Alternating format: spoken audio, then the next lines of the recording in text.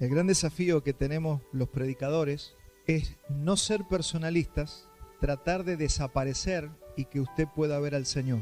Ese es el gran desafío que tiene un predicador.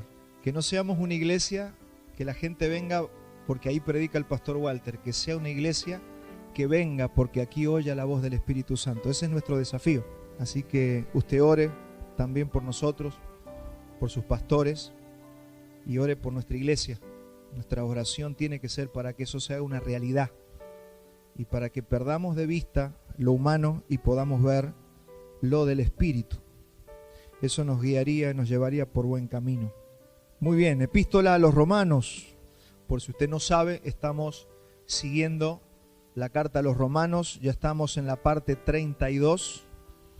Hace 32 semanas comenzamos este viaje maravilloso de hacer la exégesis de la carta a los Romanos. En el día de hoy, ya casi llegando al final, fortalezas y debilidades de los hijos de Dios. Fortalezas y debilidades de un hijo de Dios. Y ya estamos en este capítulo 15, donde el apóstol Pablo comienza a terminar, ya como que está haciendo el cierre, como que está empezando a terminar esta carta que le escribe a los hermanos que estaban reunidos allí en Roma, en la capital del imperio. Y va a comenzar este versículo número 1 del capítulo 15 diciendo estas dos palabras. Así que, ¿qué sería la pregunta? Así que. Entonces, cuando uno dice así que, es porque ha dicho algo anteriormente. Entonces Pablo va a empezar a concluir con lo que ha hablado en los últimos capítulos que vimos desde el 12 al 14. Comenzamos en el capítulo 12 a ver cómo dice el apóstol Pablo que tenemos que ser los hijos de Dios, cómo debemos caminar, cómo debe vivir, cómo debe ser la conducta de los hijos de Dios y cuál es la evidencia de que somos hijos de Dios. Entonces desde el capítulo 12 al 14 nos ha venido hablando de todo esto y ahora dice, así que. Entonces va a empezar a hablar ahora, Romanos 15:1, así que nosotros los fuertes debemos sobrellevar la flaqueza de los débiles y no agradarnos a nosotros mismos. Así comienza el capítulo 15. Así que nosotros los fuertes, Pablo se pone en el lado de los fuertes, él dice, nosotros los fuertes debemos sobrellevar las flaquezas de los débiles y no agradarnos a nosotros mismos. El apóstol Pablo nos viene diciendo de cómo vivir y nos habló mucho sobre el amor. ¿Se acuerda? El cumplimiento de la ley a través del amor. Nos ha venido hablando del amor y cómo debemos amarnos. Entonces Pablo nos dice que el amor hace que nosotros podamos convivir entre fuertes y débiles. En toda iglesia vamos a encontrar hermanos fuertes y hermanos débiles. Acá no es que somos todos débiles o todos fuertes. Hay fuertes y débiles. Y ya vamos a ir definiendo qué significa ser fuertes y qué es ser débiles. Entonces, dice Pablo acá que el amor hace que podamos convivir los fuertes con los débiles. Porque si no, corremos el riesgo de que si no hay amor, el que es fuerte se cree más, el que es débil se siente menos, comienza a sentirse menospreciado y el débil comienza a juzgar al que es más fuerte en la fe. Entonces empiezan a haber esos problemitas que hay en toda comunidad. Esto pasa en cualquier lugar donde hay mucha gente. Empiezan a haber diferencias, menosprecios, juicios, y Pablo nos está enseñando cómo debemos vivir en una comunidad donde tenemos que compartir con gente más fuerte que nosotros y con gente más débil que nosotros. Y va a tener que aprender a convivir con las personas, y eso es de lo que nos va a hablar Pablo en esta carta. Lo voy a llevar a Gálatas 6:2. Dice, sobrellevad los unos las cargas de los otros y cumplid así la ley de Cristo. Fíjese cómo está hablando el apóstol Pablo que se cumple la ley. No es tiene que cumplir esto, tiene que cumplir esto otro, tiene que cumplir esto otro. No, te dice sobrelleve las cargas de los más débiles. Mire cómo se vive en una iglesia. Así se simplifican las cosas. Esto no se trata tanto de una discusión teológica, porque incluso nosotros podemos tener diferentes opiniones de algunos temas secundarios o terciarios en la Biblia. Entonces no se trata de estar discutiendo de que si yo en un punto no estoy de acuerdo. Se trata de saber llevar a los hermanos más fuertes y más débiles en la fe y poder convivir en amor. De eso se trata la iglesia. Y Jesús siempre fue muy claro y dijo, y ustedes ámense, porque si ustedes hacen esto y se aman, los incrédulos van a empezar a creer. Porque el incrédulo no va a venir a ver cuánto usted sabe de la Biblia, va a ver si usted tiene amor de Dios o no. De eso se trata la vida en Cristo. Por supuesto que tenemos que conocer la Escritura, la palabra y todo lo demás. Pero eso no es lo que va a ver este mundo. El mundo va a ver tu amor. Va a ver si usted tiene paciencia, si usted ama al hermano, si usted ama a su prójimo. Y eso es lo que impacta a este mundo. Y Jesús dijo, si ustedes se aman, el mundo va a empezar a creer. Así que mire la responsabilidad. Si usted dice, no, yo no sé evangelizar, usted ame. Si usted ama, la gente va a empezar a ver a Cristo y de eso vamos a hablar en esta mañana. Entonces vuelvo a repetir que entre nosotros hay fuertes y todavía hay débiles en la fe y que están en proceso de madurez. No es que se van a quedar toda la vida débiles, es porque van creciendo, es porque van madurando. Un débil en la fe va a ir creciendo y usted lo va a ir viendo madurar en esa fe.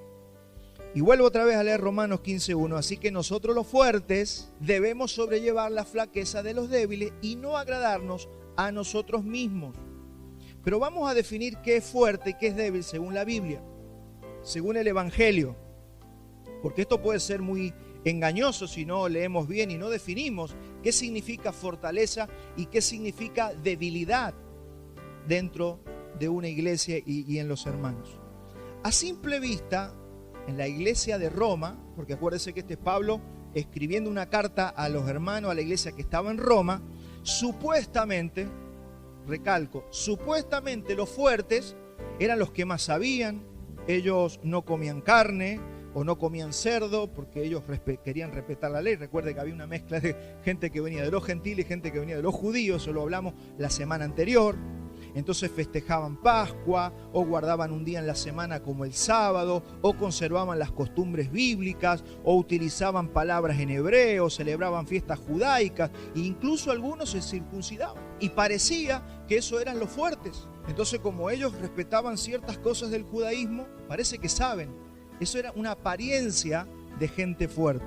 Muchos creían que los débiles eran los que no sabían mucho el idioma hebreo, pasa hasta el día de hoy, o que no guardan o conservan esas costumbres que ya mencionamos. Se los trata de ignorantes por no usar los nombres en hebreo. Usted verá que hay mucha discusión hoy día si decimos Jesús o si decimos Yeshua, todo eso. Hay unas discusiones y no, yo digo Yeshua, soy más espiritual. Entonces creían que los que no hacían eso eran más débiles por no usar el idioma en hebreo o por no guardar algunos días festivos bíblicos, o porque comían de todo. Entonces, esos eran los débiles. Pero el concepto de fuerte y de débil en la Biblia es muy diferente y puede engañarnos si no leemos bien. Vamos a definir qué es fuerte según Dios. Mire el engaño que puede haber. Tengo un ejemplo en Apocalipsis 3:17. En Apocalipsis 3:17 le está hablando a una iglesia. Porque dices, yo soy rico y me he enriquecido y no tengo necesidad de nada. Y no sabes que eres un desventurado, un miserable, pobre, ciego y desnudo. O sea, esta iglesia, se ve que era una iglesia que tenía mucha riqueza y dinero, y se habían enriquecido, y sus miembros se creían que eran ricos y no tenían necesidad de nada. Pero mire lo que Jesús le dice. Ustedes no saben que son desventurados, miserables, pobres, ciegos y desnudos. Y después en Apocalipsis 2:9, a una iglesia humilde, que no tenía mucho recurso económico, que se ve que no era gente, mira lo que le dice, conozco tu tribulación y tu pobreza. Eran hermanos pobres. Conozco tu tribulación y tu pobreza, pero eres rico. Y la blasfemia de los que se dicen ser judíos y no lo son, sino sinagoga de Satanás. Mire cómo puede engañar la apariencia. Hoy si una iglesia tiene humo y grandes pantallas y luces de colores, parece que ahí está Dios. Pero eso no puede ser por lo que nosotros juzgamos si Dios está o no está. Nosotros no podemos juzgar por eso y ahora vamos a ver quiénes son los fuertes en la fe. ¿Qué significa cuando la Biblia dice fuertes en la fe? ¿Qué determina lo que te hace fuerte o te hace débil? Escuche bien lo que voy a decir ahora. Eso lo determina la libertad con la que usted vive el Evangelio. Eso determina si usted es fuerte o usted es débil en la fe. La libertad con la que vivimos el Evangelio. Acá esta fortaleza no está hablando de un vigor físico, ni de un vigor de mente o de alma. Está hablando de cuánto a usted se le ha revelado el Evangelio de la gracia. Eso es lo que te hace fuerte, según Dios. Puede que usted no sea rico, puede ser que usted no tenga carrera universitaria, pero si a usted se le ha revelado el Evangelio de la gracia, para Dios usted es una persona rica. Esto es maravilloso. ¿Con qué libertad usted vive el Evangelio? Esa es una pregunta que nos podemos hacer. ¿Qué libertad tengo yo en el Evangelio que yo creo? Ando con mi conciencia que esto se puede, esto no se puede, y un montón de cosas, y lo vamos a ir tratando de velar en esta mañana. Se está hablando de libertad. Romanos 14:2. Vamos a volver a un versículo de la semana pasada. Miren, Romanos 14:2. ¿Se acuerda que venimos hablando de qué se puede comer, qué no se puede comer, qué fiestas se celebran, qué no se celebran? Eso está discutiendo Pablo aquí. Y dice Romanos 14:2. Uno cree que se puede comer de todo, otro que es débil solo come verduras. ¿Se acuerda de dónde viene esto, no? De que antes del diluvio el hombre comía todo lo que era verduras y después se empezó a comer carne luego del diluvio. Entonces digo, ahora comerás de los animales, necesitarás la fuerza. Entonces algunos dicen, no, entonces es pecado comer carne, decían algunos en esa época. Entonces no comían carne. Y se creían más espirituales y se creían más fuertes. Pero el otro que había entendido el Evangelio, porque el Evangelio dice usted puede comer de todo, entonces era más libre. Entonces él no tenía problemas si comía carne o no comía carne, si solamente había que comer verduras. Entonces esa persona era libre de esa atadura. Entonces esa persona, según la Biblia, se considera más fuerte. Entonces el fuerte come de todo. El débil en su conciencia deja de comer algunas cosas. Entonces a mayor debilidad, a más cosas vamos a estar atados. Y esto te está hablando de la religión. Si usted dice, bueno, pero yo no he estado en contacto con... Todos acá hemos estado en contacto con la religión. Todos en alguna vez fuimos a algún templo, a alguna iglesia, a alguna basílica, a algún lugar, que si usted no hace esto antes de entrar es pecado, que si usted no se santigua, que si usted no come el pan, si usted... Tantas cosas que la religión impone. Entonces te empiezan a trabajar, la religión trata la conciencia del hombre, trabaja la conciencia del hombre para poder manipularlo. Por eso la religión es perversa. Y nosotros, ¿qué estamos haciendo en esta mañana? Tratando de entender el Evangelio, porque a medida que usted conozca el Evangelio, más libre va a ser de la religión.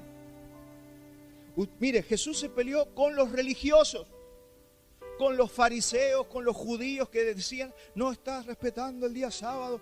Entonces, los religiosos respetaban más esa letra que lo que había pasado con el burro, que lo iban a dejar ahí hasta el otro día. Entonces de esto se trata. Así, si bien nosotros no tenemos los mismos problemas que estamos viendo en aquellos días, hoy hay otros problemas diferentes. Entonces a mayor fortaleza, mayor libertad vamos a experimentar en el Evangelio. Recuerde esto, a libertad hemos sido llamados.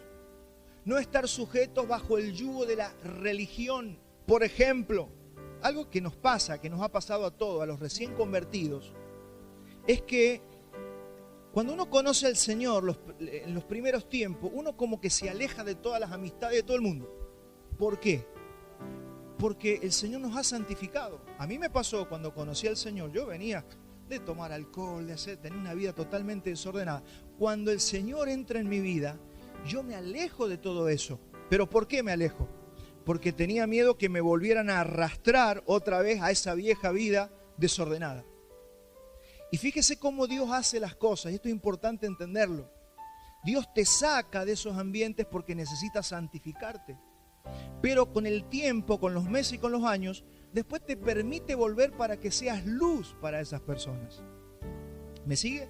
Es un proceso, y está bien que la persona que recién conoce al Señor empieza a dejar todos los ambientes, porque es verdad que esos ambientes te pueden llevar otra vez al pecado del que te está sacando el Señor.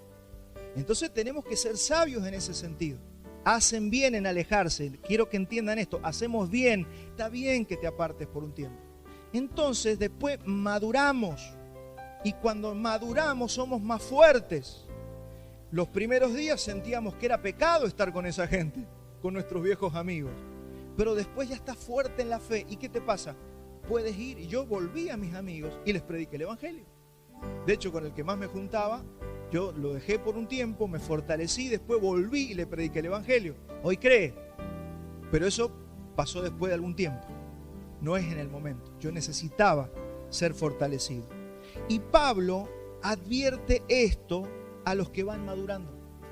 No tengamos miedo de esto. Mire, Gálatas 5:13.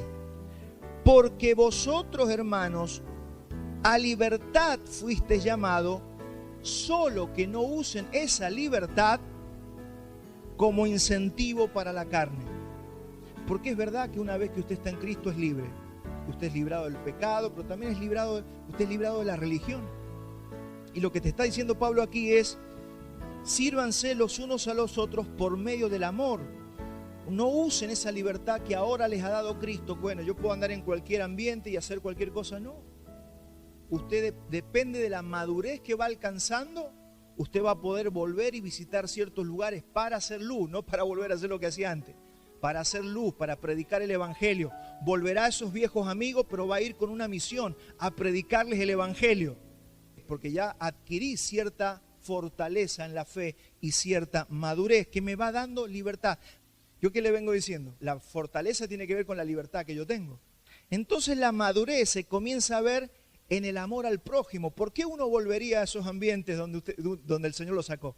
Por amor. ¿Por qué? Porque si Dios me sacó del alcohol y me sacó de las drogas y me sacó de la oscuridad, yo tengo que volver a esos lugares, a hacer luz, a llevar el evangelio. Y eso es lo que quiere el Señor de nosotros, pero tranquilo.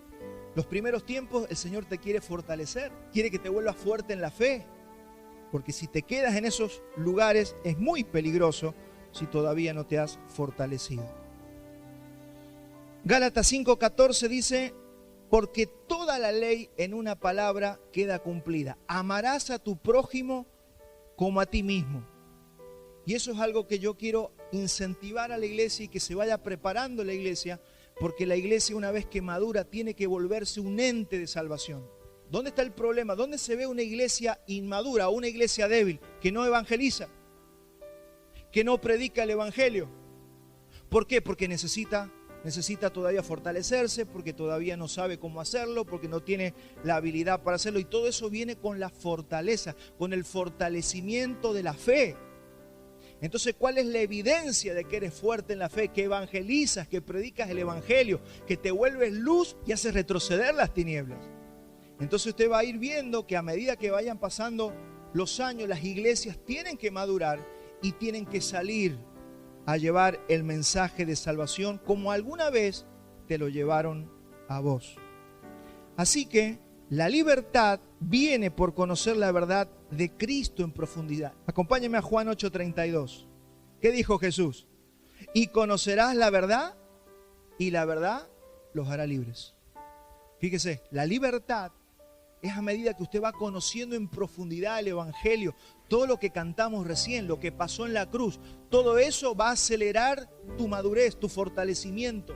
Juan 8:36, así que si el Hijo os liberta, seréis verdaderamente libres. Gálatas 5:1, para la libertad Cristo nos libertó, fíjese, nos hizo libres.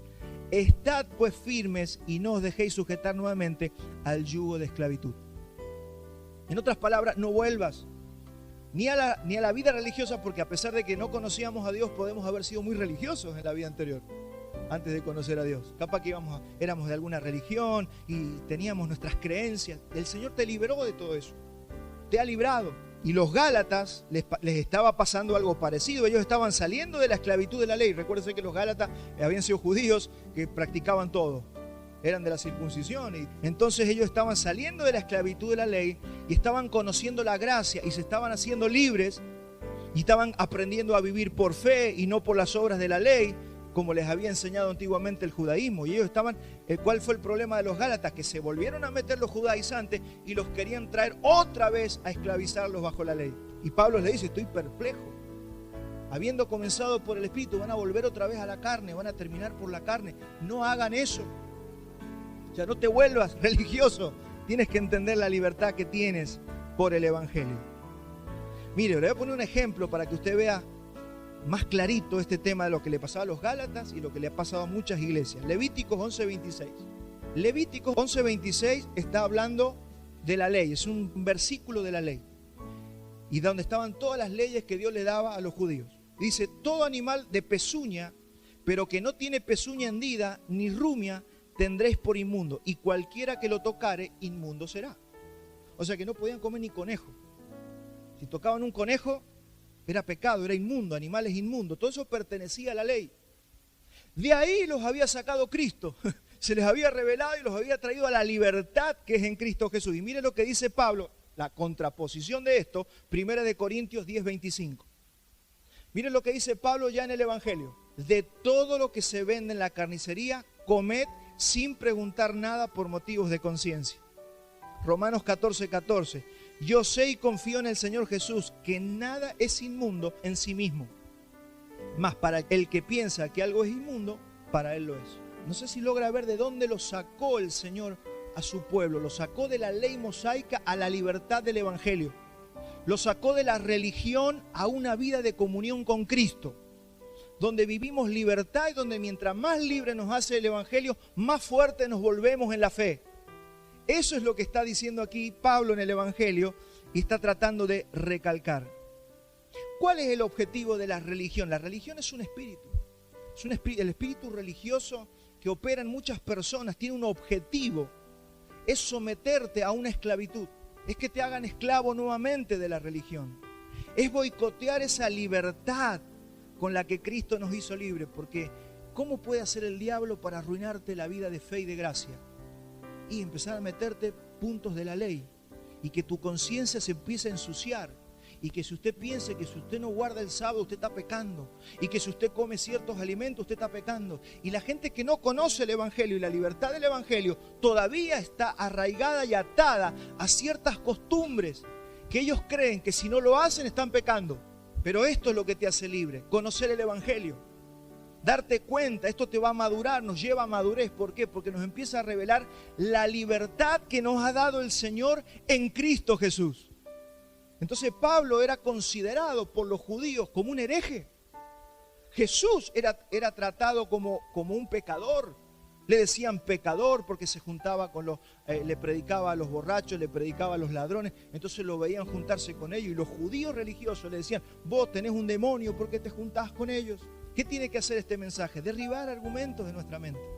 Argumentos religiosos. Entonces el Evangelio es libertad de la ley y poder para vivir en total pureza y santidad. Vuelvo a repetir, el Evangelio es ser libres de la ley, pero al mismo tiempo poder para poder vivir en pureza y santidad total. Pablo lo dijo, no aprovechen esa libertad para el libertinaje. No es que ahora que han sido librados de todas las demandas de la ley, ahora hagan lo que se les dé la gana, porque muchos cristianos hicieron eso. Bueno, ahora como no dice la Biblia, no beberéis cerveza, se toman un cajón de cerveza. No, como la Biblia en ningún lado, ellos que ve, eso es libertinaje. Y empiezan a vivir de una forma libertina. Pablo dice, no aprovechen la libertad que les ha dado Cristo para volverse ahora unos livianos en cuanto al pecado. Gálatas 2:4 dice, pero esto fue a causa de los intrusos. Falsos hermanos, mire cómo trabaja Satanás en contra de los santos de las iglesias. Pero esto fue a causa de los intrusos, falsos hermanos, quienes se infiltraron para espiar nuestra libertad que tenemos en Cristo Jesús, para someternos otra vez a esclavitud. Esa es la lucha que hay en las iglesias, en el mundo espiritual. Si Satanás quiere arruinarte el Evangelio, quiere arruinarte la vida y tu comunión con Cristo, te va a meter infiltrados. Gente que muchas veces puede venir, sentarse en la silla, pero son religiosos, te van a tirar algunas palabritas que te van a empezar a esclavizar en cuestiones que hacen a la ley ritual judaica y un montón de cosas. Entonces, si yo le enseño a usted un falso evangelio de esclavitud, ¿qué le voy a enseñar? Un montón de cosas que tiene que cumplir. Si yo lo quiero arruinar a usted, usted tiene que hacer esto. Un montón de cosas para cumplir. Eso hace la religión. Pero si yo le quiero enseñar el verdadero evangelio a usted, ¿qué le voy a enseñar? Le voy a enseñar cómo hacer para andar en el Espíritu y en el amor de Cristo, soportándonos unos a otros y aguantándonos hasta que el más débil se fortalezca y el más débil y aprenda a respetar a los que son más maduros que él en la fe. De eso se trata la vida en Cristo. Porque si algo que le gustaría a Satanás es arruinar la iglesia, ¿y cómo la arruina? Con divisiones, con contiendas, con peleas, con gente que se cree superior, con gente que se siente que lo están humillando, que lo tratan mal porque no sabe o porque todavía no entiende algunas cosas. Eso no puede estar entre nosotros. Y eso es cumplir la ley de Cristo. Cumplan la ley de Cristo soportando a los hermanos, la flaqueza de los hermanos. Hermanos, cuando la iglesia logra vivir esto, es un lugar que da gusto estar, donde te dan ganas de estar, donde no tenés uno ahí que se está haciendo el que sabe más y te hace sentir menos. Eso hay que arrancarlo de entre nosotros. Eso hay que arrancarlo. Pablo sigue hablando de lo mismo. Porque ahora usted tiene que aprender a andar en esa libertad. No es porque usted ahora tiene libertad, puede hacer lo que se le da la gana frente a los hermanos más débiles. Y Pablo se va a encargar de anunciarnos esto. Fuerte eres cuando tienes mayor entendimiento del Evangelio, sus profundidades y de la libertad que se nos ha dado en Cristo Jesús. Me interesa que quede claro qué es ser fuerte en la fe. ¿Cuáles son los hermanos fuertes? Entonces ya no juzga a usted por lo que se puede hacer, lo que no se puede hacer. Mire, cuando uno es inmaduro, pastor, ¿se puede hacer esto o no se puede hacer? ¿Se puede hacer esto o no se puede? Esa es la pregunta del nuevo, del que llega al Señor. ¿Se puede o no se puede? En realidad, cuando vas madurando, la pregunta tiene que ser, ¿te conviene o no te conviene? Porque hay cosas que son lícitas, pero no te convienen, y hay cosas que son lícitas y sí te convienen. Entonces no se trata de una lista de cosas que puedes hacer, sino de las cosas que te convienen o no. Primera de Corintios 10:23. Mire lo que dice Pablo. Todo me es lícito, pero no todo conviene. Todo me es lícito, pero no todo edifica a los hermanos. Hay muchas cosas que usted tiene libertad de hacerlas, pero no las debe hacer por amor al resto, por amor a los más débiles, a los que todavía no se han liberado de ciertos pensamientos o cosas que tienen de la religión. Y para eso está la iglesia, este ámbito, para instruir. Tenemos que instruirnos y tenemos que instruir a los hermanos porque conocerán la verdad y la verdad los hará libres. Y cada vez te vas a ir sintiendo mucho más libre a medida que vas conociendo el Evangelio. El versículo va a continuar dándonos la consigna principal. Estoy en Romanos 15:1 y 15:2. Fíjese, acá está la consigna que Pablo le está dando a los hermanos. Vuelvo otra vez al así que. Así que nosotros los fuertes debemos sobrellevar la flaqueza de los débiles, y acá está la consigna, no agradarnos a nosotros mismos. ¿Cómo sé que usted es una persona fuerte en la fe? Porque usted no busca agradarse a usted. Una persona fuerte en la fe, según Dios, es una persona que no busca agradarse a sí mismo, sino que trata de agradar al prójimo en lo bueno. Y es muy importante en lo bueno. El versículo dice, cada uno de nosotros trate de agradar al prójimo en lo bueno. ¿Para qué? Para edificarlo. Acá estamos hablando de agradar a nuestro hermano en lo bueno. No trate usted de hacerlo sentir menos. No trate usted de hacerle ver que usted sabe más. Enrostrarle al hermano que usted estudió y sabe cosas o guarda cosas que el hermano no guarda. A eso se está refiriendo Pablo. Y esto es muy importante porque hace los tejidos cotidianos de una vida de iglesia. Porque ¿sabe dónde se rompen esas ligaduras? En pequeñas actitudes, en pequeñas cosas que podemos vivir cuando hacemos juntos un negocio. Entonces yo tengo que cuidarme de él y él tiene que cuidarme a mí. Porque si no, esas pequeñas cosas que a veces no pasan dentro del día domingo en una reunión, sino que pasan como nosotros nos comportamos en la vida cotidiana, esas son las cosas que empiezan a carcomer la vida de una iglesia local. Entonces, usted trate de agradar al prójimo en lo bueno para que el prójimo sea edificado. Eso es lo que está diciendo Pablo. Agrade para que sean edificados, para no destruir la obra de Cristo. Recuerde que, ¿qué es lo que está haciendo Cristo? Está edificando su iglesia. Y a veces nosotros derribamos la obra que Cristo está haciendo. Tal vez Dios viene haciendo una obra tremenda en Fabián y yo hago algo que lo derriba moralmente o emocionalmente. ¿Por qué? Porque yo me comporté mal con Fabián. O él lo hizo conmigo. Y esas cosas hacen que se detenga la obra, el crecimiento, lo que Dios quiere hacer en tu vida, porque Dios te quiere edificar. Dios quiere que seas fuerte, Dios quiere mostrarte el Evangelio, Dios quiere que seas libre para que vivas una vida en Cristo Jesús. No una vida religiosa, una vida en libertad en Cristo Jesús. No en libertinaje, una vida en libertad en Cristo Jesús. Entonces no hay nada que destruya más nuestra vida y ministerio que el orgullo de creernos superiores al otro. Por eso, ¿qué dice? Nadie tenga de sí mismo un concepto más alto que el que debe tener. Eso es perverso. Y estas pequeñas cosas que nosotros creemos que son muy pequeñitas, que no son tan importantes, son las cosas más importantes en cuanto al tejido que debe cuidar a una iglesia local para que esa iglesia local permanezca. No agradarnos a nosotros mismos y agradar al prójimo para edificarlo. Es la consigna, para edificar al prójimo. En otras palabras, tenemos que acompañar el crecimiento de los demás. Si usted ve una persona que tiene menos tiempo que usted en el Evangelio, acompaña a esa persona, ayuda a esa persona a que vaya creciendo y fortaleciéndose en la fe. No busque agradarse a usted mismo, porque el hermano nuevo lo va a ver a usted y puede salir escandalizado. Se va a decir, si este que tiene más tiempo que yo en el Señor, vive como vive. Fíjese cómo podemos dañar, ni siquiera hay que ir a atacar a una persona. Con un mal comportamiento personal hacemos daños a otros. Con una vida libertina hacemos daño. Ni hablar en la casa. Por eso los padres tienen esa responsabilidad. Los hijos no te van a preguntar nada, no te van a decir nada, pero te están viendo. Están viendo cómo te comportás, están viendo cómo es tu santidad, si vos orás, si lees la Biblia. Tus hijos lo ven. Y eso es lo que vos le vas a impartir sin hablar a tus hijos o a tus discípulos o a lo que sea. Por eso es tan importante, hermano, nuestra vida de amor y no hacer, porque a veces, bueno, yo no voy a hacer tropezar a un hermano de la iglesia, pero hacer tropezar a tus hijos. Nos tenemos que cuidar. Los pastores, no podemos andar, no, en la iglesia es santo el pastor, pero después cuando anda jugando al fútbol se agarra las piñas con todo. No, o se enoja o insultan.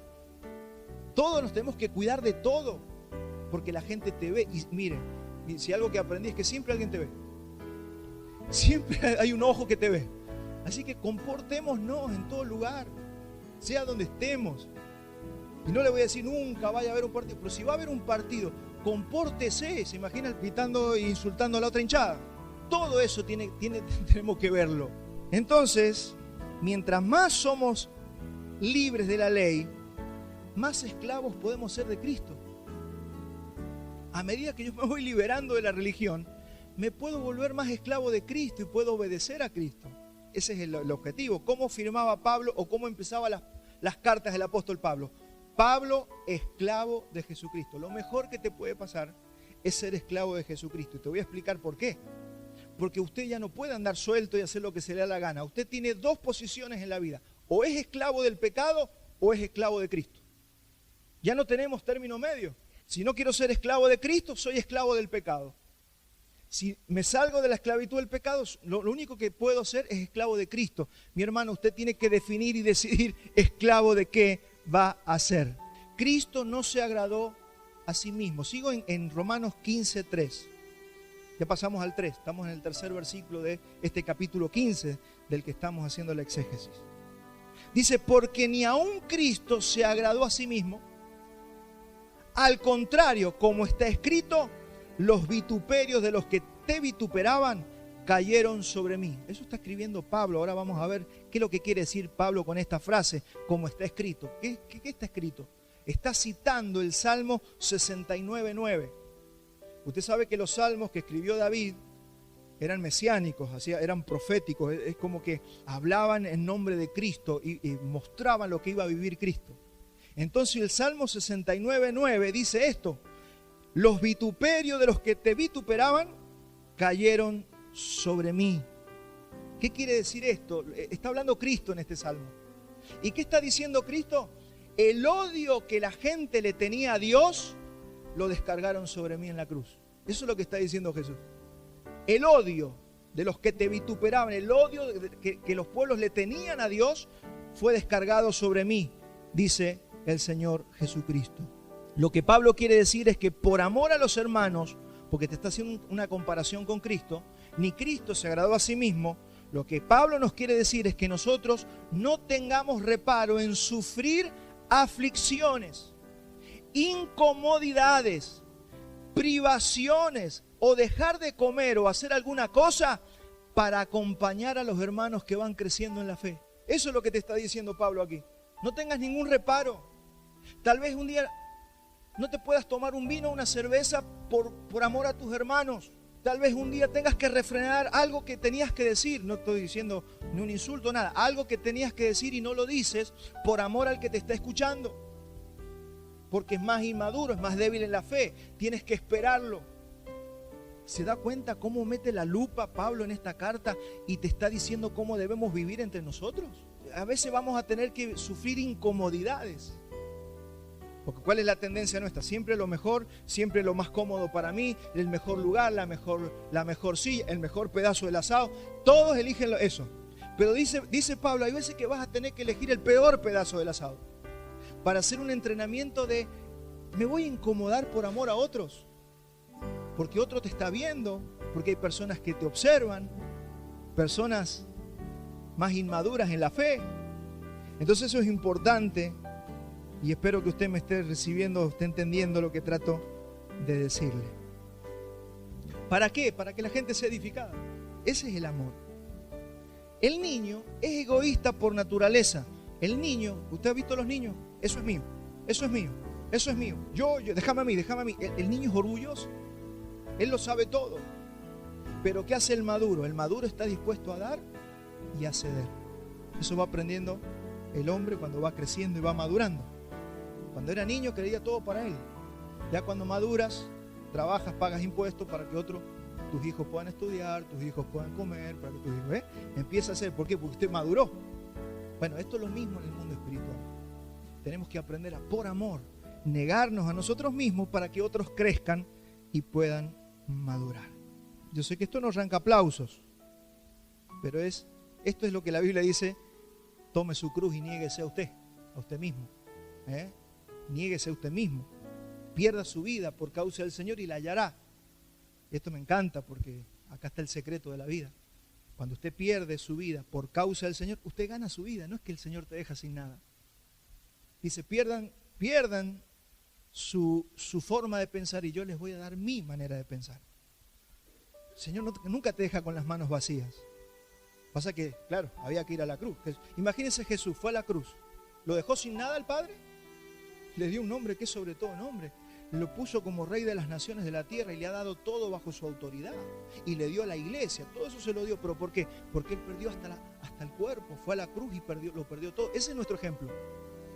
Y a veces los cristianos tenemos miedo a incomodarnos, a perder, a no recibir, a que me dejen al último, a que no me aplaudan, a que no me feliciten. Todo eso, mi hermano, es lo que tenemos que perder.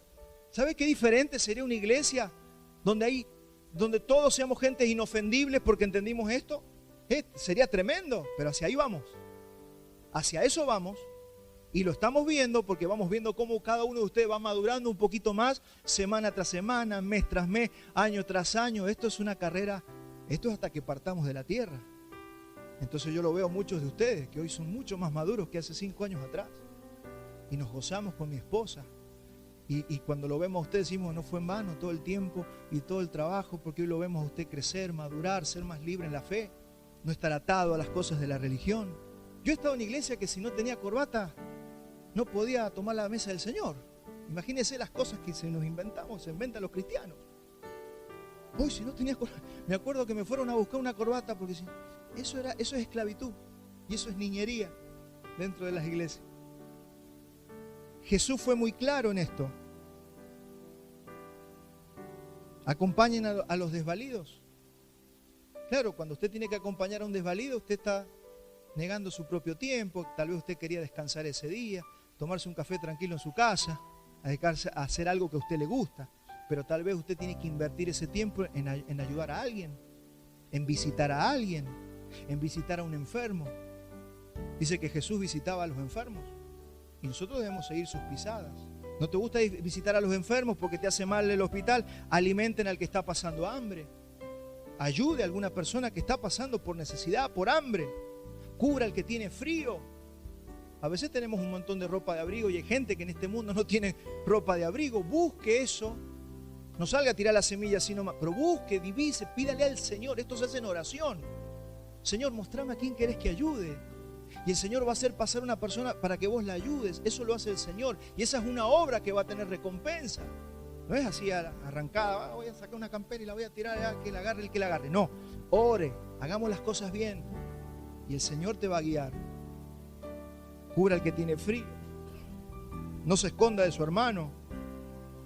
Sea de buen ejemplo. Todo esto requiere una negación personal. Todo esto requiere negarnos.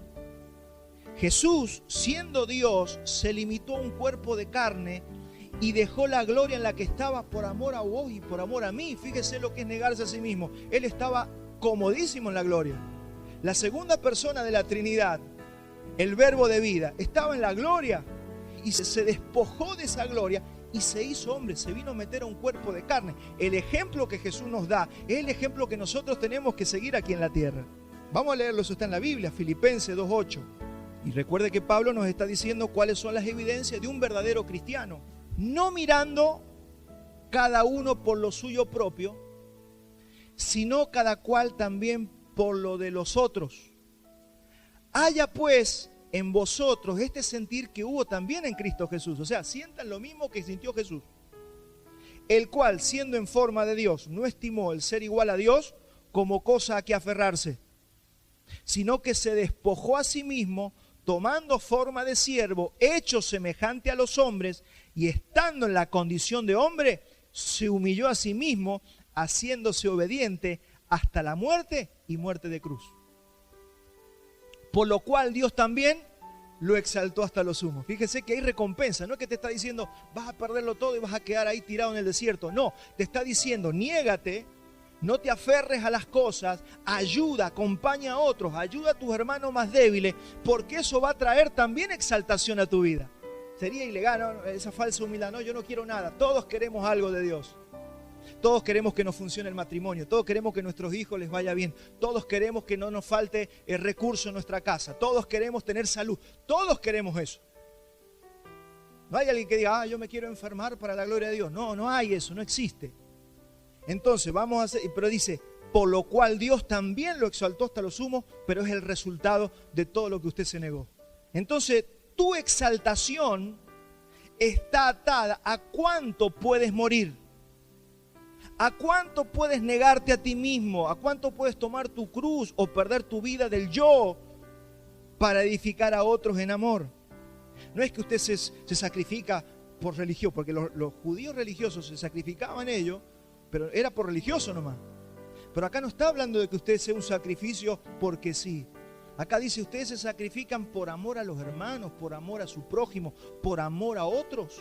De eso se trata el Evangelio. ¿Por qué? Porque cuando hacemos eso, la gente ve a Cristo. Por eso es locura el Evangelio para los que se pierden. Pero para los que se salvan es poder de Dios. Porque, ¿qué decían de Jesús? Ese es maldito. Porque la Biblia decía, maldito el que es colgado de un madero.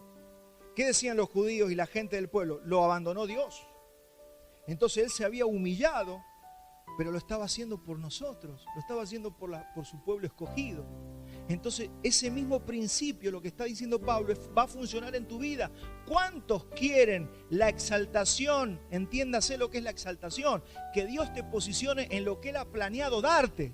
Que te vaya bien, dice la Biblia. Yo sé que al justo le irá bien. A eso se refiere el Señor. Si usted quiere que le vaya bien, el secreto está en a seguir las pisadas de Cristo. A Cristo, ¿por qué le fue bien? Porque fue obediente hasta la muerte de cruz. ¿Por qué le va a ir bien a usted? ¿Porque haga un pacto? ¿Porque se vaya de rodilla algún santo por ahí? No, a usted le va a ir bien porque usted aprendió esto, el Evangelio. Y si usted aprende el Evangelio, usted va a saber el camino más corto para que la exaltación del Padre venga sobre su vida. Y no va a perder 10, 20, 30 años en la religión, que al final nunca funciona. ¿Cuál es el propósito de Dios para mi vida? Mira, que una confusión tremenda. Y Dios tiene un propósito para mí. Dios debe querer que yo sea un concertista de piano internacional que toque en el Colón. Hay gente que piensa que el propósito de Dios son esas cosas. El único propósito de Dios que tiene para nosotros es transformarte a la imagen de Cristo, nada más. Así que si usted alguna vez se preguntó, ¿cuál será el propósito de Dios para mi vida? es que Dios te quiere igual que Jesucristo. Y si usted entiende eso, que es todo lo que estamos hablando, porque Cristo se negó a sí mismo, amó a los otros, lo hizo por amor a los demás, entonces usted va a estar en el centro, en el ojo del huracán del propósito de Dios. Y deje de romperse la cabeza, ¿para qué Dios lo habrá llamado? Para eso. Dios lo llamó a usted y a mí para esto. Para que nos parezcamos a Cristo, para que seamos como Cristo, para que Cristo se forme en nosotros, llámale como usted quiere, pero para eso nos llamó el Señor. Hechos 10:38. Cómo Dios ungió con el Espíritu Santo y con poder a Jesús de Nazaret, y cómo ¿cómo anduvo? Haciendo bienes y sanando a los oprimidos por el diablo, porque Dios estaba con él. ¿Y nosotros qué tenemos que hacer? Lo mismo que nos mandó a hacer el Señor Jesucristo. Vayan, anuncien el Evangelio, cuéntenle de esto a la gente para que la gente sea libre de la religión, para que sea justificada por la fe, para que reciba el Espíritu Santo y para que puedan andar haciendo bienes como anduvo Jesús en la tierra. Porque dice el Evangelio que debemos andar como Él anduvo. Bueno, pero eso era Jesús. ¿Y usted qué es lo que es? Si es el cuerpo de Cristo. Usted es las manos de Cristo. Usted son los pies de Cristo. Nosotros somos la boca de Cristo en la tierra. Somos su cuerpo, somos la iglesia. Si nosotros no hablamos, ¿quién va a hablar? Dice el Señor. ¿Cómo se convertirán si ustedes no hablan? Entonces ser como Cristo es el objetivo principal de nuestras vidas. Usted puede llegar acá una mañana, abrir la puerta, predicar, limpiar el piso, hacer todo acá en la congregación, después lo invitan a predicar de un país, se toma un avión, va a un país lejano, predica, da un estudio bíblico, vuelve a su casa, lee la Biblia. Y si usted no hace eso por amor, de nada sirvió todo lo que usted hizo. O sea, mi propósito es ser como Cristo. Mi propósito es amar como Cristo ama. Y ahí está todo el secreto del Evangelio. Hay gente que confunde el hacer cosas con amar. O sea, si no amas, de nada sirve todo lo que haces, porque de eso dice Pablo en Corintios 13, ¿no? Y yo puedo hacer todo y no tengo amor, no soy nada. Así que de nada sirve las actividades si esto no se está entendiendo. Entonces es negándose, es despojándose, es soportando a lo más débil. ¿Y cómo empiezo el primer entrenamiento? Soporte al que tiene al lado. Soporte a los hermanos. Vamos a tener entre nosotros gente que va madurando, que va creciendo, que todavía no se sabe contener, no se sabe... Soportemos, ¿no? A mí me aguantaron, hermano. Yo llegué a la iglesia, venía del mundo, venía con un lenguaje y me contuvieron y me esperaron. Si no, me hubieran crucificado y estaría... A veces hay gente que se pierde por eso. Así que nosotros que somos maduros, lo fuerte, soportemos la flaqueza de los que van a ir llegando. Va a llegar gente que todavía no santifica su lengua. Va a haber gente que va a llegar a la iglesia, todavía no santifica su vida, viene en fornicación, viene en adulterio. Soportemos hasta que el Señor los va a ir santificando. No lo juzgue, no lo condene. Y Pablo dice, vamos al versículo 4, Romanos 15:4, porque las cosas que se escribieron antes, para nuestra enseñanza se escribieron, ¿a fin de qué? Por la paciencia y la consolación de las Escrituras tengamos esperanza. ¿Por qué está diciendo esto Pablo? Porque acaba de citar el Salmo 69:9. Todo lo que se escribió en la antigüedad es para nosotros. ¿Qué quiero decirte con esto? Lea la Biblia. Todo el mundo quiere oír a Dios. ¿Cuántos quieren oír a Dios acá? Bien, lea la Biblia. ¿Quieres oír a Dios? Lea la Biblia. ¿Cuántos quieren oír a Dios audiblemente? Lea la Biblia en voz alta. Eso dice John Piper, claro, porque ahí está lo que Dios te habla, ahí está lo que Dios te dice.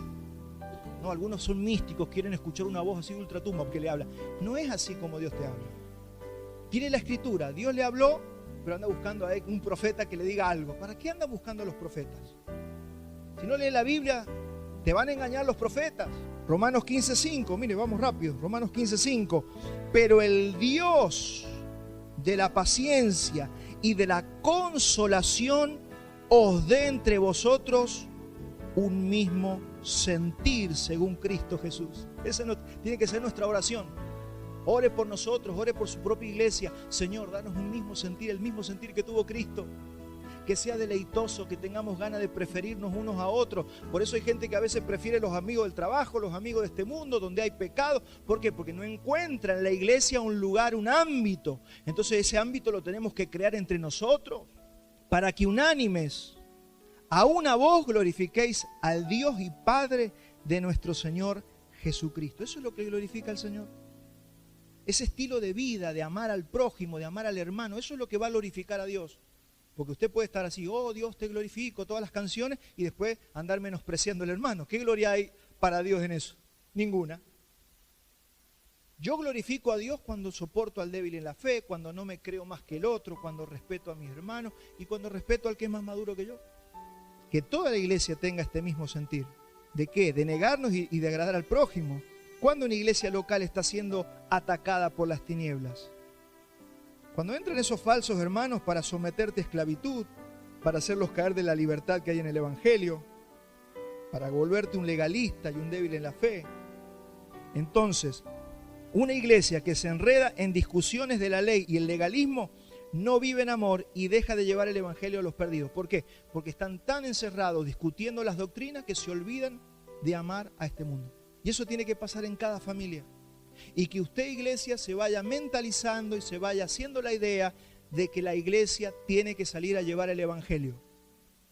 Y vamos a recibir el entrenamiento, pero usted ya tiene que estar mentalizado de que vamos a tener que llevar el Evangelio a otros. Todo lo que usted está oyendo lo tiene que llevar a otras personas que no conocen al Señor. Excepto que el diablo nos gane y nos haga pelear entre nosotros o nos encerremos a discutir cosas entre nosotros. El diablo que quiere que dejemos de predicar, que dejemos de amar a la gente y nos entretengamos en discusiones vanas. Pero mire la advertencia en Gálatas 5:15.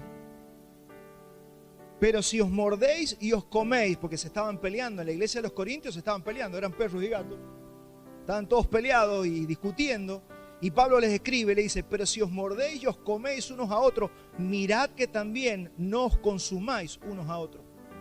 ¿Qué hace las contiendas, las discusiones y las peleas? Nos consume. Te consume la fuerza, te consume el gozo, te consume la alegría, te consume todo, todo te lo consume. Pablo había ido a visitar a los apóstoles, que eran apóstoles antes que él, y lo había llevado a Tito. Dice Gálatas 2:3. Mas ni aun Tito, que estaba conmigo, con todo y ser griego, fue obligado a circuncidarse. Fíjese, los apóstoles no lo obligaron, que venían del judaísmo, no lo obligaron a circuncidarse porque ya estaban entendiendo estas cosas. Y dice el 4, y esto a pesar de los falsos hermanos introducidos a escondidas que entraban para espiar nuestra libertad que tenemos en Cristo Jesús para reducirnos a esclavitud, a los cuales ni por un momento accedimos a someternos, ni por un momento. No te pongas a hablar con un religioso, no te pongas a hablar a alguien que te quiere imponer cargas de la ley. No escuche eso, porque un poco de levadura, lo dijimos la semana pasada, leuda toda la masa. ¿Qué era la levadura? La doctrina de los fariseos. No, que si usted no menciona bien el nombre de Jesús, Dios no lo escucha. ¿De dónde sacan esas cosas? No, que si usted no guarda el sábado, usted está pecando. Sáquese eso de la cabeza. Uno guarda todos los días, otro guarda algunos días. El que lo hace para el Señor. Punto y se acabó, dice Pablo. No se dejen penetrar por esas ideas. Nunca, ni por un momento, deje que esas cosas comiencen a entrar en su evangelio. El evangelio es libertad del legalismo y fortalecimiento espiritual para una vida santa. Y dice Efesios 2:15, para ya ir poniendo el cierre. Efesios 2:15, aboliendo en su carne las enemistades. ¿Qué abolió el Señor? Las enemistades. Es para que no se peleen más. Judíos y gentiles, no se peleen más. ¿Y qué abolió? La ley de los mandamientos expresadas en ordenanza, para crear en sí mismo de los dos un solo y nuevo hombre, haciendo la paz. Esa es la idea del Señor, que no se peleen, que vivan en amor, que vivamos en amor, que nos respetemos y que creemos un ámbito que dé gusto, porque en ese ámbito va a ser un ámbito de crecimiento para cada uno de nosotros. Me voy a negar a mí mismo. Hay cosas que voy a tener que morder la lengua. No voy a generar discusiones inútiles, hermanos. Seamos sabios en esto. Y hablando de libertad, entro a la parte final del mensaje. Hay dos entidades que tienen que ser libertadas. Una es el hombre. El Señor nos ha hecho libres. Todavía tenemos este cuerpo que va a ser renovado en la resurrección de los muertos, pero el Señor ya te hizo libre. ¿Cuántos saben eso? Hemos sido libertados del pecado. Pero hay otra entidad que tiene que ser libre y es la tierra. ¿Cuántos ven los noticieros, ven el mundo, ven cómo está la tierra? Está gimiendo, el planeta gime. Entonces, quiero hablaros un poquito sobre la creación, Romanos 8:21, para que usted vaya teniendo una idea de por qué el mundo está como está. Entonces dice Romanos 8:21, en esperanza de que también la creación misma será liberada. ¿Sabía eso usted? Yo creo que la mayoría sí, pero si no lo sabía, ahora usted sabe que también la tierra, la creación, tiene que ser liberada. ¿De qué? De la esclavitud, de la corrupción, a la libertad gloriosa de los hijos de Dios. Este mundo tiene que ser liberado, porque la creación está gimiendo, dice el Evangelio. Y es por eso que nosotros, los justificados, levanten la mano los justificados, los libres, los que han experimentado la libertad del Evangelio en este nuevo pacto, dice la Biblia que vamos a heredar la tierra. Y la tierra que usted va a heredar y yo voy a heredar no va a ser la tierra que estamos viendo ahora, corrompida, dañada, llena de guerra, de muerte, de asesinato. No vamos a heredar esa tierra. El Señor, recuerda, el Señor vendrá, gobernará, se establecerá sobre la tierra y gobernará sobre las naciones de la tierra. Es lo que estamos esperando. Se acerca ese día. El mundo que está en ceguera no lo ve, no lo sabe, no conoce eso. Pero los hijos de Dios sí sabemos que nuestro Señor regresará. Dice la Biblia, y todo ojo le verá. Él regresará a la tierra y nosotros le estamos esperando. Esa es nuestra esperanza. ¿Qué dice la iglesia? Ven, Señor. ¿Y qué dice el Espíritu? Ven, Señor. Ven pronto. Hay un gemir en nosotros y hay un gemir en la tierra. La tierra gime por la manifestación también de los hijos de Dios y del Señor Jesucristo. Ahora la pregunta es, ¿por qué gime la tierra? ¿Por qué clama la tierra? Porque fue maldecida. ¿Cómo que fue maldecida? ¿De dónde sacamos que está maldecida? ¿Por qué fue maldecida? Todos sabemos, o la mayoría sabemos, que es por el pecado del hombre. Todo lo que está bajo la autoridad de alguien, cuando ese alguien es maldecido, todo lo de abajo también recibe la maldición. Dios le había confiado a Adán y Eva la tierra, la creación, para que la administrara. Entonces peca Adán, viene la maldición y viene sobre lo que él administraba. Por eso todo lo que usted tiene que caminar con el Señor, porque si no todo lo que usted administra, si usted anda mal, todo lo que usted administra va a andar mal. Yo no sé por qué me va mal en el negocio. Usted es el que tiene que mejorar, no el negocio. Mejore usted y el negocio le va a funcionar mejor. ¿Cuántos me están escuchando? Vamos al Génesis, vamos a ver de dónde sale la maldición para la tierra. Génesis 3:17. Y al hombre le dijo, por cuanto obedeciste la voz de tu mujer y comiste del árbol de que te mandé diciendo, no comerás de él, maldita será la tierra por tu causa. ¿Quién maldijo la tierra? Dios. Dios maldijo la tierra. ¿Por causa de quién? De Adán. Maldita será la tierra por tu causa. Y ahí cambió todo. Con dolor comerás de ella todos los días de tu vida. Espinos y cardos te producirá y comerás plantas del campo. Con el sudor de tu rostro comerás el pan hasta que vuelvas a la tierra, porque de ella fuiste tomado, pues polvo eres y al polvo volverás. Esa fue la maldición que vino de parte de Dios para la tierra y para el hombre. Y usted sabe que empezó Adán, Eva, tuvieron hijos y vino Caín y Abel. ¿Cuántos se acuerdan de Caín y Abel? Bueno, vamos a saltarnos hasta el capítulo 4, versículo 8, y vamos a ver la otra maldición que Dios tira sobre la tierra. Génesis 4:8 dice, y dijo Caín a su hermano Abel, salgamos al campo, y aconteció que estando ellos en el campo, Caín se levantó contra su hermano Abel y lo mató. Y Jehová dijo a Caín, ¿dónde está Abel tu hermano? Mire lo irreverente de Caín. Y él respondió, no sé, ¿soy yo acaso guarda de mi hermano? Y él le dijo, ¿qué has hecho? Fíjese, mire, acá empieza algo que usted tiene que prestar mucha atención. Mire lo que Dios dice. La voz de la sangre de tu hermano clama a mí desde la tierra. Ahora pues, maldito seas tú de la tierra. O sea, fíjese, no lo está maldiciendo él, dice, maldito seas tú, pero por causa de la tierra. La tierra te va a tratar con maldición. Que abrió la boca para recibir de tu mano la sangre de tu hermano. Y cuando labres la tierra no te devolverá la fuerza. Errante y extranjero serás en la tierra. Esto nos va a revelar por qué el mundo está como está. Aquí nosotros estamos viendo el pecado del hombre contra Dios y también el pecado del hombre contra su prójimo. Fíjese que son los dos, el primer mandamiento, amarás al Señor tu Dios con todo, y el segundo, amarás a tu prójimo como a ti mismo. ¿Qué fue lo que hizo el hombre? Pecó contra el Creador desobedeciendo y pecó contra su prójimo matando a su hermano. Son los dos principales mandamientos, los quebró Adán y Caín en el principio de lo que fue la raza humana. Entonces vienen dos maldiciones. Maldita será la tierra por tu causa. Es decir, tu acierto o tu desacierto determina lo que pasa en la tierra. ¿Me sigue? Estamos hablando de un principio básico para entender por qué el mundo es como está. Tu acierto o tu desacierto afecta a lo que administras. Y la segunda maldición dice, maldito seas tú de la tierra. Es decir, la maldición vendrá al hombre desde la tierra. Si usted va al original, la palabra tierra y la palabra Adán son la misma. De hecho, Adán fue formado del polvo de la tierra. Entonces Adán con M, ese significa tierra rojiza. Y hay un principio, esto está en el Pentateuco, está en la Torá, esto es un principio eterno, que yo quiero que usted me acompañe a verlo. Números 35-33, donde nos habla cómo la sangre contamina la tierra. Presta atención, porque esto es lo que los gobiernos no saben. Números 35-33. Y no contaminaréis la tierra donde estuviereis, porque esta sangre amancillará la tierra, ensuciará, contaminará la tierra.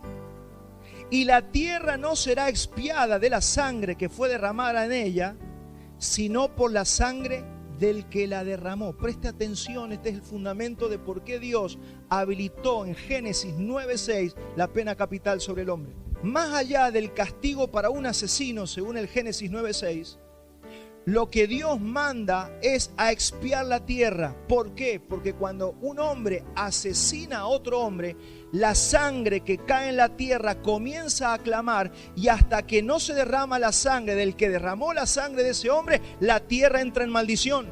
Eso es lo que está pasando actualmente en este mundo. No contaminéis pues la tierra donde habitáis. Números 35-34. ¿Qué pasa cuando se derrama sangre justa de otro hombre? No contaminéis pues la tierra donde habitáis, en medio de la cual yo habito, porque yo Jehová habito en medio de los hijos de Israel. Entonces la sangre de los hombres derramada injustamente en la tierra, lo que hace es que la tierra reaccione en contra del hombre. Por eso cuando usted ve hoy los tornados, vio que hoy está de moda el tema del calentamiento global.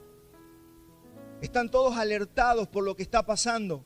Tornados, volcanes que se activan, los maremotos, los terremotos, las inundaciones, fríos extremos, calores extremos, sequías, granizadas que se llevan toda una cosecha. Eso no es normal. Pasa que usted desde que nació que pasa eso, pero eso no es normal en la tierra. Ese es el resultado de algo. Y no es por la contaminación de los vehículos, como dicen los gobiernos. Mire, el otro día escuché que quieren matar las vacas porque los gases que se tiran las vacas están haciendo un efecto invernadero y están contaminando el planeta. Mire la locura de los científicos actuales y de los gobernantes actuales. No es ni por el efecto de las fábricas ni por nada de eso. No es nada de lo que dice la Agenda 2030. No es porque se está calentando el planeta. Es por la sangre que se derrama cada día en la tierra. Es por los asesinatos, es por las guerras, es por las masacres y por las muertes. Toda la sangre que se está derramando hoy en Ucrania, en Gaza y en todo lugar donde hay guerra, en todo barrio donde hay asesinatos como aquí, donde vivimos nosotros, que matan gente por un robo. Todo eso lo único que hace cada día es contaminar la tierra y traer maldición al hombre. Es una cuestión de pecado, no es una cuestión de dióxido de carbono. El planeta tiene sus pulmones que se purifica automáticamente. Usted piensa que Dios fue inteligente cuando hizo la creación. Tiene todo lo que necesita para limpiarse automáticamente, como lo tiene su propio cuerpo. Tu cuerpo se purifica todas las noches. Cuando te acuestas a dormir ya empieza a trabajar el hígado, trabaja tu cuerpo, se purga, se purifica, porque Dios creó así todo. El mundo también fue creado así. Pero ¿por qué se está descalabrando toda la creación? Por la sangre derramada de los hombres cada día, por la desobediencia del hombre hacia Dios. Eso trae maldición. Por eso Jesús que dijo, cada vez van a ser más seguidos los terremotos, las hambrunas, las pestes, cada vez se va a ir acelerando más. Estamos hablando de esto por lo que dice Pablo, la tierra gime, la creación está gimiendo. Entonces cuando el Señor establece la pena capital en Génesis 9:6, ¿por qué la establece? Porque hay que expiar la sangre derramada para que la maldición no contamine la tierra. Pero mire, el hombre quiere ser más bueno que Dios. Y a los asesinos los tenemos en las cárceles viendo Netflix con un celular en la mano, haciendo macanas todavía desde la cárcel. Oh, pastor, usted está haciendo... Yo le estoy hablando de lo que dice la Biblia. No le estoy hablando de lo que digo yo. Entonces, ¿qué necesitamos entender? ¿Por qué la tierra está así? Entonces los gobiernos humanos no conocen los principios de la palabra de Dios. Por eso nunca van a poder sanar la tierra. Usted se piensa que, mire, lo que está haciendo la Agenda Global 2030 tiene todos los principios maltusianos de que hay mucha gente en la tierra y por eso faltan los recursos. Entonces, ¿qué hay que hacer? Pandemias, hay que hacer que se muera la gente, hay que hacer que la comida esté contaminada. ¿Para qué? Para bajar la población, para que alcancen los recursos. Error, eso es un principio satánico.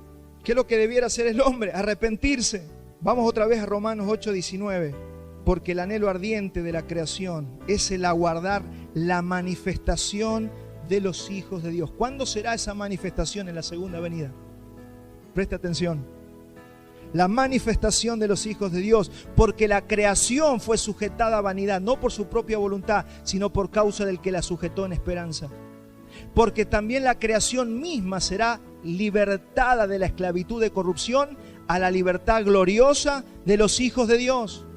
Porque sabemos que toda la creación gime a una y aún está con dolores de parto. Eso es lo que usted está viendo. Dolores de parto hasta ahora. Y no solo ella, sino también nosotros mismos. ¿Por qué usted sufre este mundo?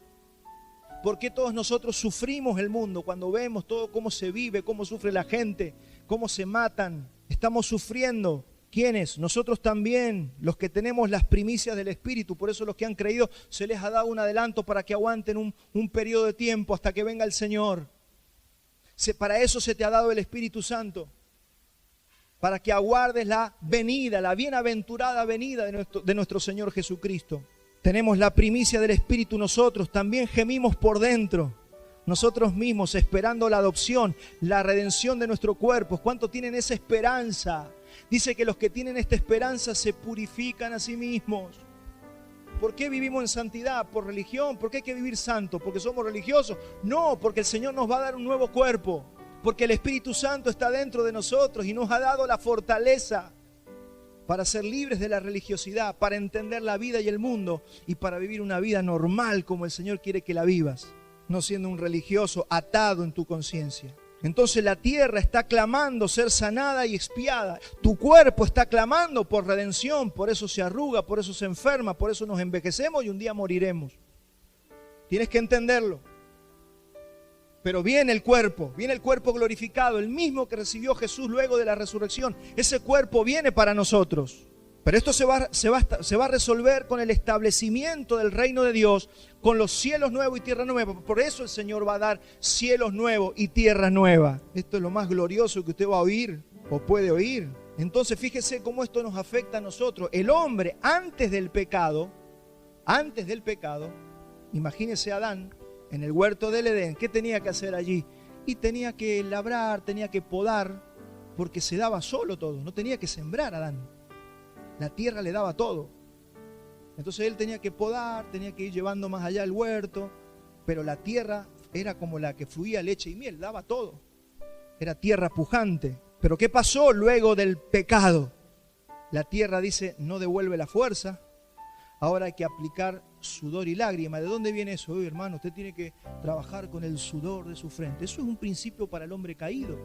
Nosotros laboramos, pero nosotros no comemos el pan con el sudor de nuestra frente. ¿Sabía eso usted? Nosotros no comemos el pan con el sudor de nuestra frente. Nosotros vivimos por la provisión de nuestro Dios.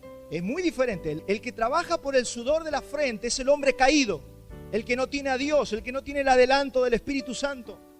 Por eso cuando recibimos a Cristo mejoró toda nuestra vida, pero hasta mejoró nuestra economía. ¿Por qué? Porque la tierra te comienza a responder. Y si no me crees, vamos a lo que dice Segunda de Crónicas 7:14. Esto es para los hijos de Dios.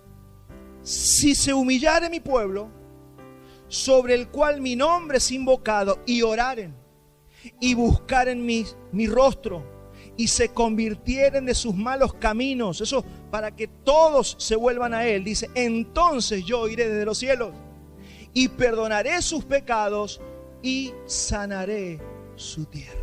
Ese es un adelanto. ¿Cuántos ¿Cuántos celebran el adelanto del Señor? A vos la tierra sí te va a responder.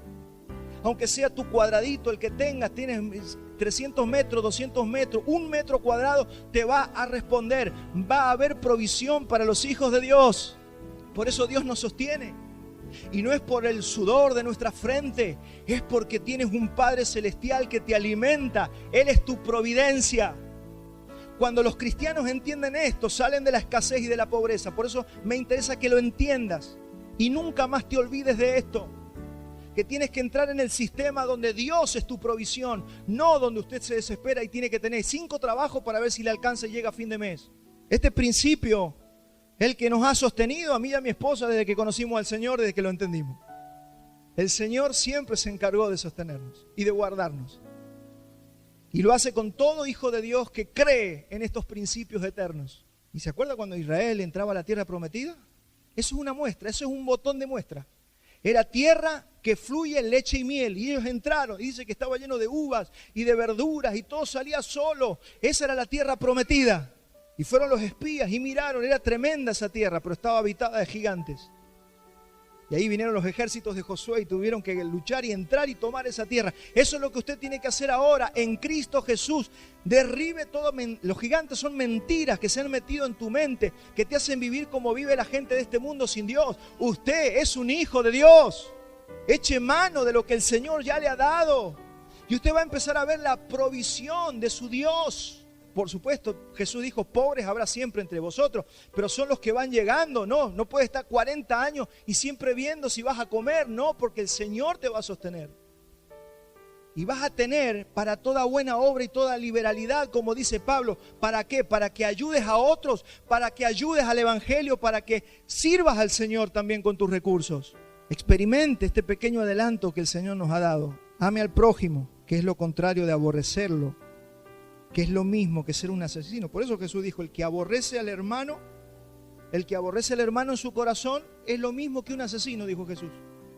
Ya lo mataste en tu corazón. ¿Qué pasa cuando matas a alguien? La tierra no te devuelve la fuerza, la tierra no te provee. Por eso la gente que tiene raíz de amargura, que no perdona, se le seca hasta la economía. Hermanos, perdone, suelte, olvídese del daño que le hicieron. Sea libre en el nombre del Señor y perdone como Cristo lo perdonó a usted. Y va a ver cómo se abrirán los cielos sobre tu cabeza. Y la luz del Señor resplandecerá sobre tu rostro. Y te irá bien. Y te acordarás de tus miserias como de aguas que pasaron. Esta es la vida que disfrutamos los hijos de Dios. Y que está para todo aquel que quiera venir y beber gratuitamente del agua de la vida. Vengan y beban gratuitamente del agua de la vida. Es triste que algunos cristianos todavía no vieron esto. Pero yo los llamo en esta mañana a que entren. Yo los llamo en esta mañana a que crean. Y es por eso que usted ve esa mesa que tenemos allí. Tenemos esa mesa y usted va a ver que hay pan y usted va a ver que hay vino. Yo le voy a pedir que usted se ponga de pie, pero muy solemnemente. Póngase de pie, no se vaya al baño, no vaya a tomar agua. Esto es muy importante lo que vamos a hacer, porque vamos a hacer memoria como el Señor nos mandó a hacer memoria de la sangre. Mire, toda la sangre derramada está clamando a Dios por los asesinatos, por las guerras, por las masacres. Primera Guerra Mundial, Segunda Guerra Mundial y todas las guerras que han habido en la historia de la humanidad. Imagínense lo contaminada que está la tierra. Pero nosotros, pero yo he sido redimido. La sangre de Cristo ha sido derramada por mí. Entonces esa sangre sana mi tierra. Y si usted lo cree, usted que fue hecho del polvo de la tierra, usted va a ser sanado por el Señor. Y va a cambiar su vida y va a empezar a notar que ya no es con el sudor de su frente.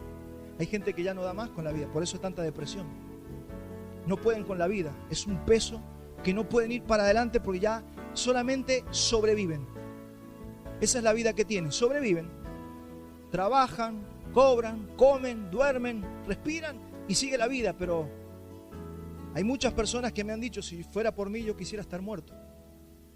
¿Sabe por qué es eso? Es porque no se ha entendido todo lo que hemos hablado en esta mañana. Que la sangre ya fue derramada. Y hoy vamos a hacer memoria, como nos dijo el Señor Jesucristo. Hagan memoria de esa sangre que fue derramada, porque esa sangre que fue derramada por vos y por mí. ¿Para qué? Para que la maldición de la tierra no te pegue, para que seas próspero en todas las cosas, así como prospera tu alma. Cierre sus ojos, ore al Señor y dígale: Señor, yo creo en tu sacrificio en la cruz, yo tomo esa sangre, yo la recibo para mi vida, yo creo por la fe que vos has perdonado todos mis pecados. Y el Señor dice que manda a todo hombre en todo lugar que se arrepienta de sus pecados. Cristiano o no cristiano, arrepiéntanse de sus pecados que han ensuciado la tierra. Alguno puede decir: no, pero yo nunca maté a nadie. Si cometiste un aborto alguna vez en tu vida, mataste a una persona, esa sangre ensució tu tierra. Si alguna vez hiciste algo que le costó la vida a alguien, eso ensució tu tierra. Y es tiempo de que la sangre de Cristo venga a redimir tu vida. Y como esto es por fe, si usted cree, al que cree todo le es posible. Reciba esta verdad, entréguele su vida al Señor. Y en esta mañana dígale: Señor, tu sangre ahora, yo la abrazo, yo la recibo, me pertenece, me limpia, yo creo en esa sangre, yo creo en tu cuerpo partido. Señor, sana mi tierra, sana la tierra de mi familia, sana mi casa, sana la tierra que yo piso. Donde yo pise, la tierra va a florecer. Donde yo vaya, me va a ir bien. ¿Por qué? Porque hay un principio eterno que dice que al justo le irá bien. ¿Quién es el justo? Los que han recibido la justicia de Dios. Todo empieza a cambiar cuando el pecado es perdonado. Y el Señor cumple su palabra. Amén. Gracias, Señor. Gracias por esa cruz. Gracias por esa sangre que no solo sanó nuestras vidas, sino también la tierra que pisamos.